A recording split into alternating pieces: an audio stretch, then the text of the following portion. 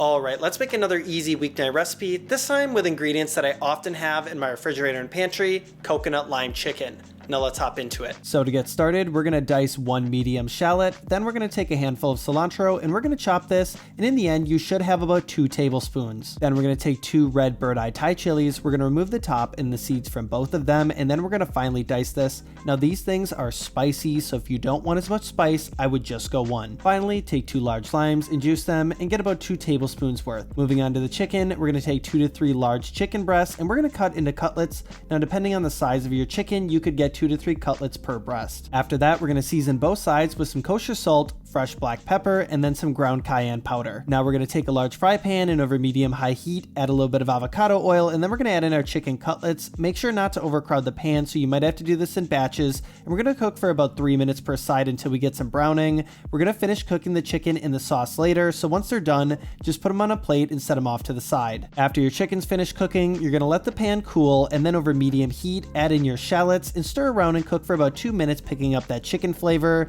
Then we're going to add in our diced red Thai chili, cook for another minute or so until soft. Then add 1 cup of chicken stock, our fresh lime juice from earlier, and the chopped cilantro. Stir around and bring the heat to high as you try to bring it to a simmer. Now taste for seasonings. If it's not too hot, I like to add a little bit of red pepper flake. Once the sauce has reduced a little bit, then we're going to add in 3/4 of a cup of unsweetened coconut milk, and I emphasize use the unsweetened stuff. Then we're going to add in 2 teaspoons of ground turmeric powder, and you're going to stir until no clumps remain. It's going to give that sauce a beautiful color. Then we're going to return the chicken back to the pan and make sure you don't miss out on any of that juice from the chicken. You're going to bring the mixture back up to a simmer and then take a spoon and ensure that the chicken is fully coated in the sauce, and then we're going to cover and cook for about 10 minutes until the chicken is fully cooked through. Once finished, you can kill the heat, and then we'll take that spoon and coat the chicken in the sauce again. Now if your sauce is a little bit too thin, you can remove the chicken and reduce that down separately. For plating, nothing goes better with this than some white rice, and I like to use this trick with a biscuit cutter where I add the white rice in and push it down.